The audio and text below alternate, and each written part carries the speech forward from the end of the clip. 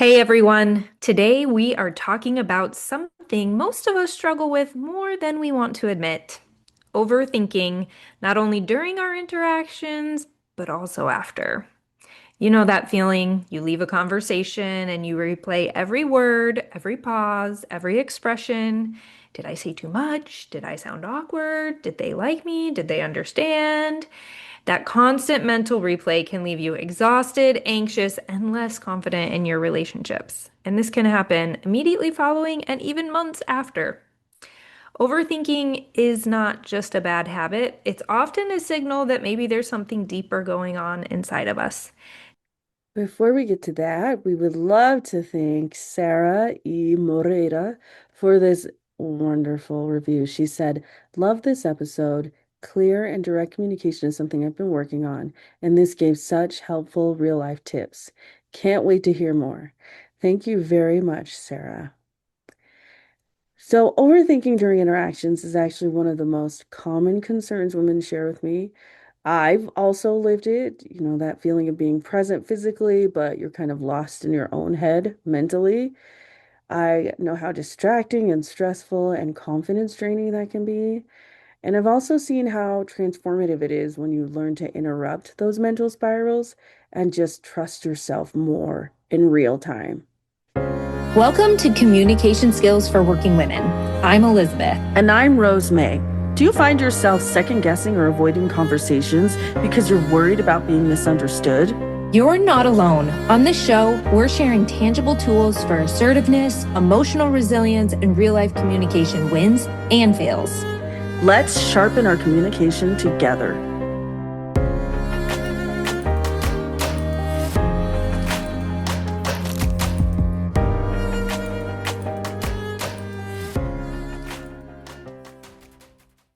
I want everyone to just take a second and think of a time that whether in a current or like in a conversation, you were having a hard time staying present in that conversation because you were thinking about what was happening in the conversation, or think about a time where you kept reflecting back on something that happened. So for me this morning, while I was getting ready, I found myself thinking about this large event that I was in charge of this last summer. And I found myself thinking about the preparation meetings and the actual event and our post event.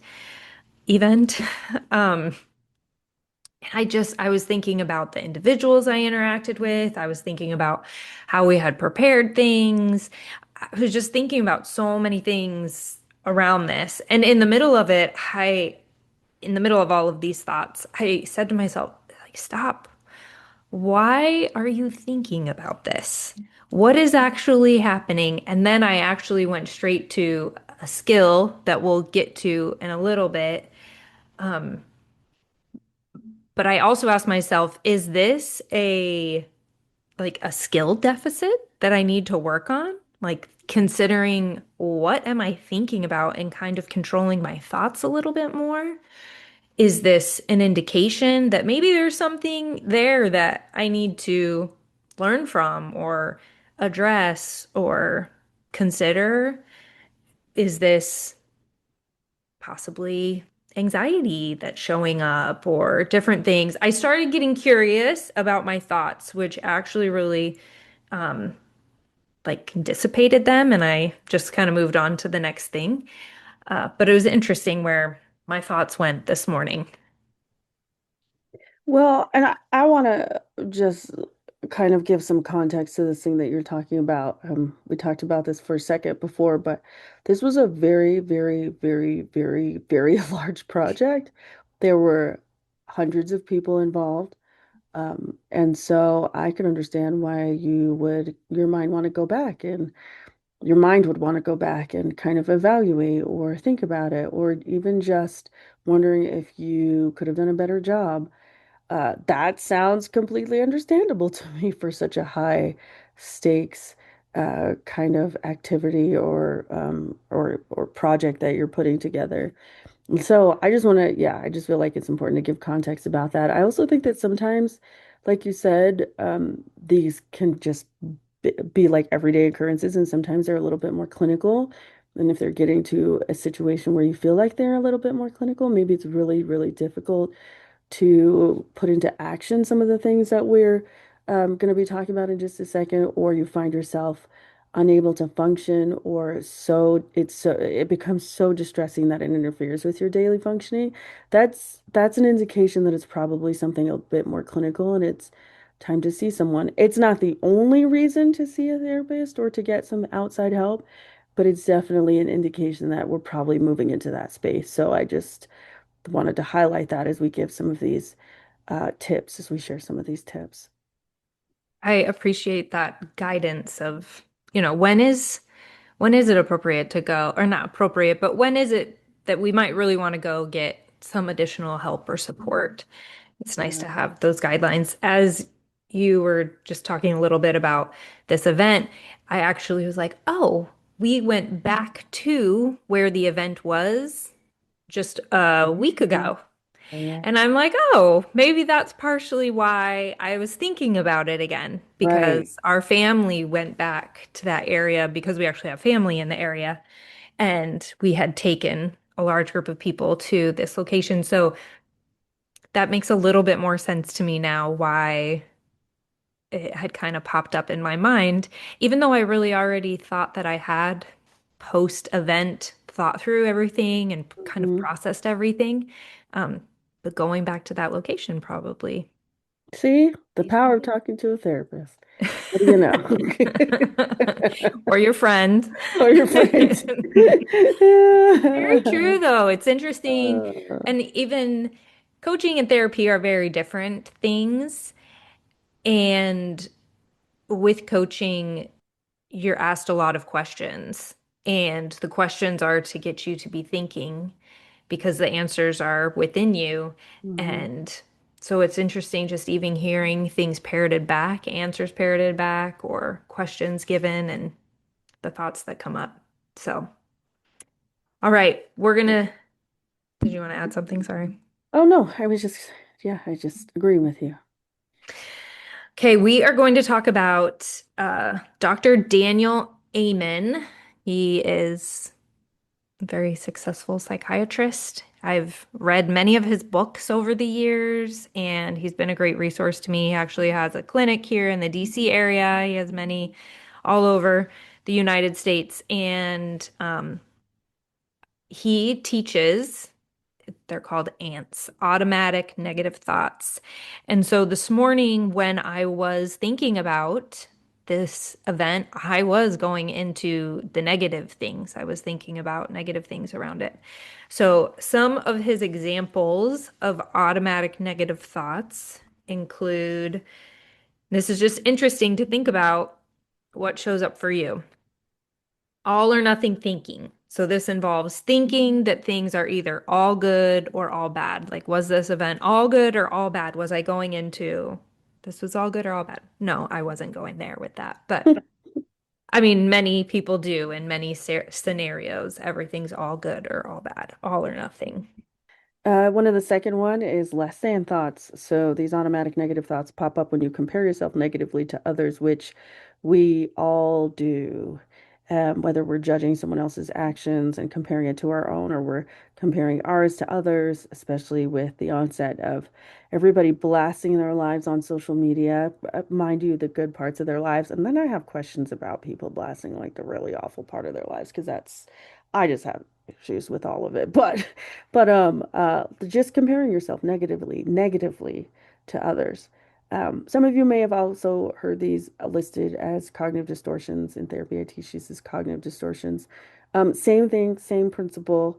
So if you've had some experience or some exposure to some of those, this is a really great opportunity to find yourself in some of these that we're discussing today.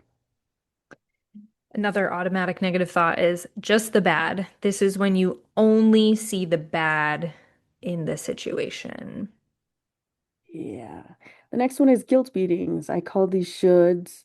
Using should or must or ought to language that leads to guilt and emotional pressure. And one of the biggest problems with our shoulds or must or oughts is that it creates a pass-fail situation. There isn't any room for gray or for anything in the medium, which is in the middle, which is where most of us tend to live.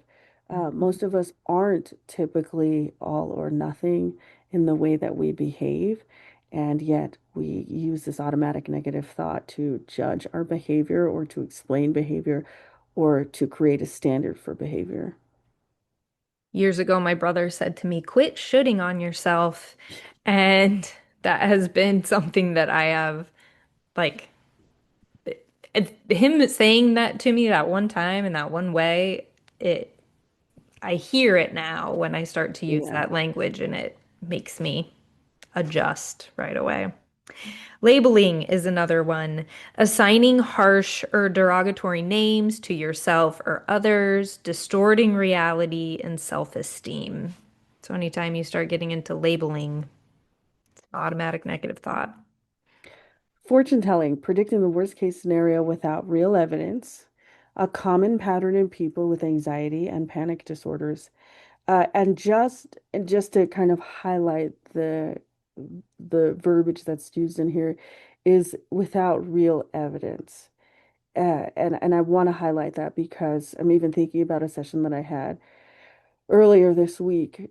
Someone who lives in a predominantly white environment, who is a person of color, um, their experiences, their fortune, what we would consider like fortune telling is actually based off of real experiences and real things that are going on in the world. And so their hypervigilance or their anxiety, their panic that they're experiencing is based on things that are really within their environment, their immediate environment. And so I think it's important to highlight the difference between these two without real evidence versus within real evidence or with real evidence. So just taking that into consideration as you're thinking about this. Mind reading, assuming you know what other people are thinking, even though they haven't told you, often damaging relationships. I This have not heard of this next one, but it's called If Only, and I'll be happy when. Well, I shouldn't say I've never heard of it, but I've heard it used in this context. But basically, you're arguing with the past and longing for the future. There's an element of not being able to fully accept what is in your current state or being present. I see this often of like, if only this was this way, then I would be happy. Mhm. And um, it's just not true. Yeah. You'll be happy when you choose to be happy in the moments, in everything you're in the moment. Um, Radical acceptance. It's so true. Yeah. Blaming, shifting responsibility onto others, reinforcing a victim mindset and powerlessness. That actually can happen in so many scenarios without even realizing, even just reflecting back on um, this event that I had this summer. There's a lot of people and a lot of moving parts, and it's easy to say, oh, this part didn't go how I wanted it to. And so it's because of X, Y, and Z instead of, which doesn't feel good when you go in that direction instead of saying, oh, this part didn't go the way that I wanted it to. What could I have done differently? Or how could I have approached this? Or what do I need to get curious about? Or and it feels so different when you go to, oh, it's because of this person to going to a place of curiosity, which we've talked about curiosity, and we're going to actually talk about curiosity here in the next couple weeks. So you can get out of curiosity with blaming, or you can get out of blaming. Well, you can actually. That is true. That's That true. is true. So we are going to go through a quick few steps on to how to kill these ants. So first, write down your negative thought. The act of writing down the ants, the automatic negative thoughts, helps to get the invaders out of your head. Or it just helps you to just bring it from almost this fight, flight, or freeze point in your brain, the survival point, to executive function where you're writing it out and you're going like, oh, is that really what I'm thinking? Mm. It gives it new light where you have to address it in a different way. The second one is identify the ant species. So identify which automatic negative thought is actually circulating, or if there's a theme. Sometimes there's a theme connected with the thoughts that you're writing in step one. So identify those distortions. And sometimes even just having vocabulary, verbiage, naming something can Hmm. actually help us to identify less with what's going on in our brains. And so identify which distortion or which automatic negative thought you are specifically using in And we'll, your, I guess, journaling. yeah, and we'll include this list in the show notes. If you want to look it up, you could just Google a quick list of, Yeah, automatic negative thoughts, cardinal yes. solutions, whatever you want to call it. They're Mhm. everywhere. They're everywhere. Yeah. And then ask yourself the following 5 questions. Is it true? And I will often be like, yes, it's true. Ooh. And then the next question is it absolutely true with 100% certainty? Or a simpler way, is it true all of the time? That answer is usually no. Mm-hmm. How do I feel when I believe this thought? That's the third question to ask. And the fourth question is, how would I feel if I couldn't have this thought? Mm. Yeah, it's very interesting to go through this, especially when you're in a heated moment of like feeling something so negatively, but it feels so real and it's so intense. This is a really powerful exercise to do. And then Well, the last I question, oh, go ahead. Oh, I was just gonna say, I think that it's really great. This is really great specifically because this goes back to creating that distance between the thought and the internalization. If you can think about this, you're automatically creating distance from that thought as you think about what's going on, or even Yeah. thinking about the information that this thought is giving you. So this is a really, if you remember nothing else, remember the acronym think that, and Elizabeth's going to talk more about that, but remember the acronym and remember that you can create distance from this by just thinking about this in a different way. Absolutely. The last question is turn the thought around to its exact opposite. So you've written it down already. So then write down the exact opposite and ask, is the opposite of the thought true or even truer than the original thought? Then use this turnaround as a meditation or just really pay attention to how that more positive thought makes you feel. So like this morning, I was really questioning um, if I had done a good job in preparing some of these other individuals for this event this summer. And so just even writing down like the exact opposite, like what if I said, I did a really great job preparing individuals for this event this summer. Like I'm like, oh, even just saying that feels different. And it Mm, gets my mind thinking about it differently. Like, oh, why was it a great job? Oh, because this team of people that I was working with, they were incredible and fantastic. And they brought all of these, like, I'm thinking about all these other leaders that were up there and training and doing different things and working with people.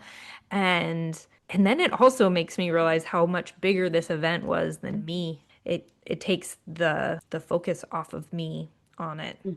Ooh, I do like that, taking the focus off of you. Yeah. Mm. It takes practice to do all of this. Rosemary mentioned this other acronym. It's called Think. This is something that I use just in the moment often. And I tried to use it before I speak, which is something I definitely need lots of work on. Think, Think. Is it true? Is it honest? Is it inspiring? Is it necessary? Is it kind? You can think about that when you're thinking about your own thoughts.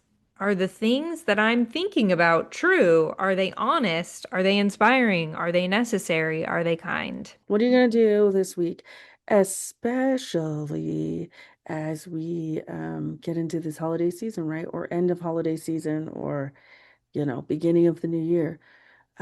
When Just ask yourself, when I replay conversations, what fear am I actually responding to, right? What are some of those automatic negative thoughts? what's the smallest piece of interaction I can let go of controlling, right? You can definitely stop, pause, and reflect. And that is letting go of controlling the interaction between like you and your brain, you and your thoughts, and making those connections. And how would this feel, or how would this change if I trusted myself instead of leaning into some of these automatic negative thoughts and kind of internalizing them? How would it feel? How would it feel internally? How would I show up differently in the moment? How could I be more present? So just asking yourself these questions about the way that you're thinking, that is your assignment. Choose one small kind of interaction that you're having with yourself, within yourself, to kind of practice this with. All right, we'd love to connect with you. You can find us on Facebook at Develop Confidence in Relationships through Effective Communication Skills. Visit our website, communicateconnectthrive.com, or email us at communicationskillsforwomen@gmail.com. Until next time, speak clearly and listen bravely.